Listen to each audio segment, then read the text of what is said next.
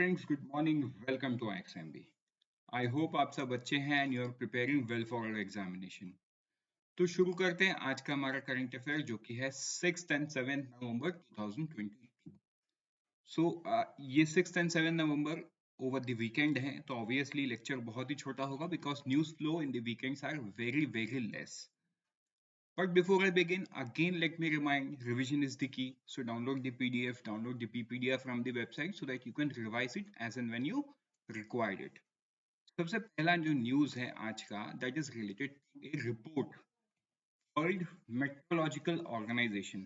तो उन्होंने एक provisional state of the global climate 2022 release किया है बिफोर द COP 27. राइट, तो आपको पता है COP 27 कहाँ पे शुरू हुआ? इजिप्ट में शुरू हुआ. राइट, तो बिफोर दैट ये जो रिपोर्ट है WMO provisional state of global climate 2022 इन्होंने रिलीज किया है to let the conference of party decide in a better way. अगर हम इसके हाइलाइट्स की बात करें तो हाइलाइट में उन्होंने बोला है the global mean temperature in 22 is estimated to be 1.15 degree above the pre industrial. Pre industrial का मतलब क्या है? दुनिया इंडस्ट्रियलाइजेशन होने से पहले, मतलब 1850 से 1900 के बीच में इंडस्ट्रियलाइजेशन हुआ है. तो देखो इस पीरियड में हमारा देश तो आजाद नहीं था. Right, India was not an independent country. तो ऑब्वियस सी बात है इंडिया में तो इंडस्ट्रियलाइजेशन हुआ भी नहीं था. सो ये जो पीरियड है ना, इस पीरियड में यूनाइटेड स्टेट्स और यूरोप में ही इंडस्ट्रियलाइजेशन हुआ है. Right, so likely making the 8th year from 2015 warmest on record. तो WMO के हिसाब से ये जो साल है ये 1.15 degree Celsius above, over and above होगा प्री इंडस्ट्रियल पीरियड से. राइट, तो देखो इन इन एक्चुअल टर्म्स आपको लगेगा ठीक है 1 डिग्री बढ़ जाएगा तो क्या ही होगा. मतलब हो सकता है आपके सिटी में लेट्स से 45 डिग्री है, 46 हो जाएगा तो क्या ही होगा. बट इसको हम उस नजर से नहीं देखेंगे, इसको हम देखेंगे अगर आर्टिक रीजन में 1 डिग्री बढ़ता है तो उसका इम्प्लीकेशन क्या है. उसका इम्प्लीकेशन ये है कि वहां पे जितने भी ग्लेशियर्स है वो टूटने लगेंगे, वो गलने लगेगा. वो गलेगा तो उसका पानी कहाँ पे आएगा? उसका पानी समंदर में आएगा. Sea level will rise and when sea level rises even by 1 centimetre it has a very significance impact. ठीक है, लैंड मास कम हो जाना, वेजिटेशन खत्म हो जाना, मतलब बहुत सारा इफेक्ट है उसके. सो So in that sense, this is not towards the good direction. Then the rate of sea level rises double since 1993 and has risen by 10 millimeter since January 2020 to record new high this year. ठीक है, तो देखो सी level की बात मैं कर ही रहा था तो सी लेवल नेक्स्ट पॉइंट पे ही लिखा हुआ है. थर्ड आ जाता है the past 2.5 years account for 10% of overall rise in the sea level since satellite measurement started nearly 30 years ago. ठीक है, मतलब रिपोर्ट ये भी हाईलाइट कर रहा है कि जो लास्ट 2.5 साल में जितना हुआ है that is the 10% of the overall rise in the sea level. अब ये अगर कोरिलेट हम इस प्रकार से करें कि जो सैटेलाइट का मेजरमेंट है, मतलब देखो सी लेवल में राइज हुआ, ये कैसे समझ में आएगा? ये तभी समझ में आएगा जब मान के चलो आज समंदर यहां तक आता है. राइट, अब 5 साल बाद ये समंदर थोड़ा सा आगे बढ़ गया है ना, मान के चलो 5 मीटर 6 मीटर आगे बढ़ गया है, तो ये हमको अपने नेकेड आई से समझ में नहीं आएगा. Right, this can only be measured by the satellite on the low earth orbit.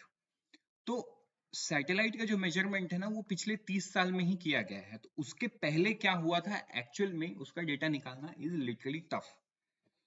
So in that sense तो ये रिपोर्ट बहुत बड़ा कुछ हाईलाइट कर रहा है एंड ऑब्वियसली COP 27 में तो डिस्कशन होगा, वो हम आगे इस लेक्चर पे देखेंगे.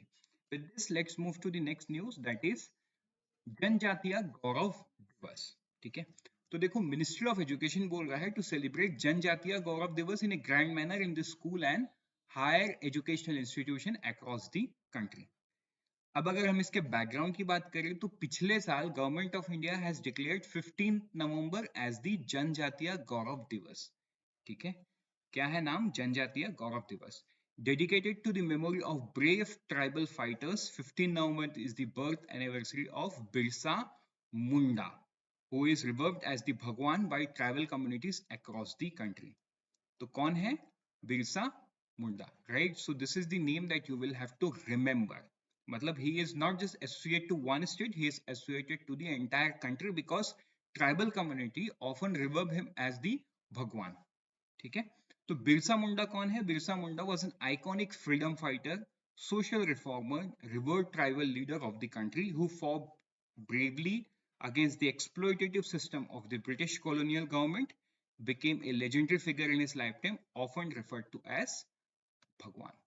Right? He organized the and led the tribal movement, giving a call for Ulgun, okay, revolt to the tribal. He encouraged tribal to understand their culture, rule and observe unity. ठीक है, तो ये आपको ध्यान में देना है कि जनजातीय गौरव दिवस 15 नवंबर को सेलिब्रेट किया जाता है in memory of tribal freedom fighter, मतलब कौन है नाम? बिरसा मुंडा. अब आप मुझे कमेंट सेक्शन में बताओ, Birsa Munda is associated with which state? तो मैं आपको एक हिंट देता हूं, एक एयरपोर्ट भी इनके नाम पे है. With this, let's move to the next news, that is Central Consumer Protection Authority passes order against CloudTel. तो देखो, ऐसा मिलता जुलता न्यूज हमने 2-2.5 महीने पहले भी देखा था, राइट? बट तब केस जो एक्चुअली हुआ था ना, फ्लिपकार्ट के ऊपर में हुआ था कि फ्लिपकार्ट, अच्छा सबसे पहले हम मॉडल को समझते हैं कि ये फ्लिपकार्ट और अमेजोन है कौन. देखो, ये लोग ई कॉमर्स प्लेटफॉर्म है, but their business model is of aggregator. मतलब वो अपना सामान यहाँ पे नहीं बेच रहे हैं, राइट? वो एक प्लेटफॉर्म है, उनका सामान कोई लिस्ट करता है, कोई सेलर है, आप और मैं बायर है, हम जाके वहां पे ऑर्डर प्लेस करते हैं, वो बायर उस ऑर्डर को फुलफिल करता है, राइट? तो in basic sense Flipkart and Amazon कौन है? कुछ प्रोडक्ट को छोड़ देंगे तो वो सीधा सीधा एग्रीगेटर है. इवन अगर हम कुछ प्रोडक्ट की भी बात करें तो वो डायरेक्ट अमेजोन और फ्लिपकार्ट नहीं बेचता है, right? Their sister concern company उनको बेच रहा है. मतलब उनका जो प्राइमरी बिजनेस है वो प्राइमरी तो एग्रीगेटर का ही काम करते हैं. तो यहाँ पे एट प्रेजेंट जो न्यूज है वो न्यूज ये है कि अमेजोन बेसिक्स नाम का एक मतलब अमेजोन बेसिक ब्रांड से अमेजोन में एक stainless steel outer lid pressure cooker जो कि 4 लीटर साइज का है वो बिक रहा है, राइट? तो उसमें जो प्रॉब्लम है, एक तो उसमें BIS सर्टिफिकेशन नहीं है, means that is not an standard product, ठीक है? और उसका इशू ये है कि it does not give pressure alert by whistle. तो again this is not right, मतलब वो कभी भी बर्स्ट हो सकता है, लोगों का जान जा सकता है. So multiple problem. तो ये क्लाउडटेल इंडिया प्राइवेट लिमिटेड इसको अमेजोन में बेच रहा था, इसके ऊपर में देयर इज ए फाइन. तो हाईलाइट में अगर देखिए, जो consumer central consumer protection authority है, they have set CloudTool to recall and reimburse the prices of 1033 such pressure cookers sold to consumer and submit a compliant report in 45 days. CloudTel also directed to pay penalty of 1 lakh for sale of pressure cooker in violation to QCI, मतलब Quality Council, and violation the right of consumers. ठीक है? तो देखो, 1 लाख उनके लिए छोटा amount है, but again they will have to refund prices of 1000 more than 1000 cooker, right? तो बहुत बड़ा पेनल्टी है. अगर हम इसके पीछे एक्ट की बात करें तो क्या है, देखो, जो प्रेशर कुकर का एक्ट है वो है domestic pressure cooker quality control order 2020, right? यहाँ पे एक प्रेशर कुकर के क्वालिटी के बारे में डेफिनेशन दिया हुआ है कि एक स्टैंडर्ड प्रेशर कुकर में क्या क्या क्वालिटी होना चाहिए एज पर दी BIS स्टैंडर्ड, राइट? अगर हम एक्ट एंड फ्रेमवर्क, मतलब किस सेक्शन पे हुआ है, ठीक है, तो वो बात करेंगे तो CCPA has issued safety notice under section 18(2)J of the act to alert the caution customers against buying goods which do not hold valid ISI mark and violate compulsory BIS standard, right? I hope ये आपको clear हो गया है. So do remember this thing, there can be question in the phase 1 and as well as phase 2 sections related, right? This, let's move forward and let's see one of the news which has come out from Tanzania. तो देखो, Tanzania में एक lake Victoria है, वहां पे Tanzania का जो national career है, right, and one of the biggest private, sorry, I used the word national carrier, no, it's one of the biggest private carrier, right? तो उनका एक ATR एयरक्राफ्ट जो कि एक 42 सीटर ATR का एयरक्राफ्ट है, वो लेक विक्टोरिया में मतलब इमरजेंसी लैंड किया है, मतलब वो डूब गया है, सीधा सीधा बात हम अगर लेमैन टर्म्स में देखेंगे, राइट। सो इसमें there were 43 people on board and 26 people survived and 19 people lost their life, right? With this, let's move forward and let's see the next news that is again related to COP27. तो देखो COP27 कल से शुरू हुआ है, 6 तारीख से। तो इंडिया का जो पवेलियन है उसको इनॉग्रेट किया गया by Shri Bhupender Yadav. What is the theme? It's life. Lifestyle for environment. This is the theme of the Indian Pavilion. Right? और यहाँ पे एक चीज नोट करो, मैंने लास्ट सैटरडे वाले करंट अफेयर में समझाया, I am not going to repeat it. जो COP27 है ना, this puts more action on the compensation agenda. देखो COP26 में सब देश ने मिलके कुछ बड़ा बड़ा डिसीजन लिया, राइट, कि हमको इतने साल में नेक्स्ट जीरो बनना है, हमको 50% कार्बन न्यूट्रल बनना है। But the big problem lies with the implementation. ठीक है, उसके बाद अगर हम एक साल का डेटा देखें, जो कोयला का कंजम्पशन है, कोल कंजम्पशन है, वो हर देश में बढ़ चुका है, चाहे वो इंडिया हो, चाइना हो, यूएस हो, जर्मनी हो, राइट। अब हम बात करते हैं इंडस्ट्रियलाइजेशन की। तो देखो जो यूरोप एंड अमेरिका, ये ऑलरेडी बहुत पहले से इंडस्ट्रियलाइज्ड है। And do you really think कि they have industrialized themselves with the renewable energy? No, वो non renewable energy based industries ही है।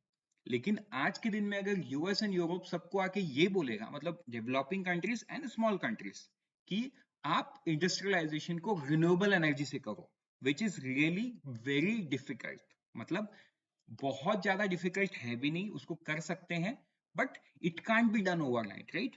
मतलब अगर हम नॉन रिन्यूएबल भी लेके चले तो इट टेक्स टाइम। अगर हम रिन्यूएबल लेके चलेंगे it will take very much time, मतलब उतने टाइम पे तो वो फिर डेवलपमेंट होने से पहले खत्म हो जाएगा। सो कुछ लाइक माइंडेड नेशन, अब ये लाइक माइंडेड नेशन मतलब जो डेवलपिंग है और जिनके पास इतनी बड़ी इंडस्ट्रीज नहीं है, and India being one of the prominent player here. ठीक है, तो इंडिया है, इजिप्ट है, कुछ मिडिल ईस्ट के कंट्रीज है, इजिप्ट है, कुछ अफ्रीकन कंट्रीज है, राइट। तो ये सारे कंट्रीज मिलके इन डेवलप नेशन को यही बात बोल रहे हैं कि आपने जब इंडस्ट्रियलाइजेशन किया है तो आपने तो कोल यूज करके, मतलब नॉन रिन्यूएबल एनर्जी यूज करके किया है, लेकिन आज आप हमको जब बोल रहे हो तो आप हमको कंपनसेट करो, and they have agreed this. But this is only in terms of agreement. जो एक्चुअल पैसा देने का समय आया तो कोई दे नहीं रहा है। Again a big problem. So COP27 में Egypt is doing a very good thing. You know, Egypt is bringing compensation in agenda कि भैया हमको पैसा चाहिए, क्योंकि बिना पैसे का ये सारे देश नहीं कर सकते, even India can't do, right. अभी आप बात सोचो, इंडिया में जो इलेक्ट्रिसिटी, मतलब India is already electricity surplus country, right, because we have good amount of coal reserve. एक तो हमारे पास कोयला का बहुत अच्छा रिजर्व है, हम उसको यूज करके थर्मल पावर प्लांट से हम इलेक्ट्रिसिटी पैदा कर रहे हैं। अब सोचो इंडस्ट्रियलाइज करना है तो इलेक्ट्रिसिटी हमको ह्यूज क्वांटिटी में चाहिए, मतलब बहुत इलेक्ट्रिसिटी चाहिए। तो इतना इलेक्ट्रिसिटी अगर हम कोयला को ही हटा देंगे तो आएगा कहाँ से? सिंपल सी बात है।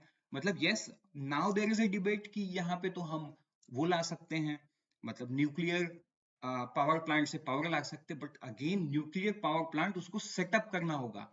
न्यूक्लियर पावर प्लांट के भी अपने चैलेंजेस है, the challenges of biggest challenges of radiation leak. आप तमिलनाडु में आप देखे हो, जब रशियंस ने इंडिया का, मतलब Russians and India is together building one of the biggest nuclear power plant in Tamil Nadu, लेकिन लोग वहां करने नहीं दे रहे, बिकॉज लोगों को डर है कि अगर रेडिएशन लीक हुआ तो सबसे पहले वही लोग मर जाएंगे। और ऐसा नहीं, सिर्फ मरेंगे, राइट। रेडिएशन लीक होने से देयर इज ए मतलब वो बहुत लॉन्ग टर्म इफेक्ट है, मतलब नॉट ओनली वहां के आज के लोग तो इफेक्टेड होंगे, even they can die, but अगर वो, मतलब उसके बाद भी 200-300 साल तक देयर देयर डिसेंडेंट्स, मतलब उनके जो भी नेक्स्ट पीढ़ी बॉर्न होंगी, they will not be on the right, मतलब वो सही नहीं होगा। So this is the problem with the nuclear power plant. But yes, like, there are positives and negatives of everything. तो काम तो करना पड़ेगा. So let's see we as a country what we do. But I hope ये news and ये story आपको समझ में आ गया है. This let's move to the few one liner. एक है IFFI. Right now what is this? This is International Film Festival of India. ठीक है, ये हर साल गोवा में मनाया जाता है. This is founded in 1952 and this is the 53rd edition that Goa would be witnessing. Next is Kaushal Mahotsav. तो देखो ये जो कौशल महोत्सव है, this is related to Orissa, जहां पे लोगों को 1200 जॉब ऑफर्स दिए गए under the ministry of skill development entrepreneurship. ठीक, नेशनल स्किल डेवलपमेंट कॉर्पोरेशन, इनके थ्रू इसको ऑर्गेनाइज करवाया गया कौशल महोत्सव. This we are done for the day. Let's meet tomorrow morning once again. Till then, unfold your potential with IXMB. All the best. Prepare 50% faster with IXMB.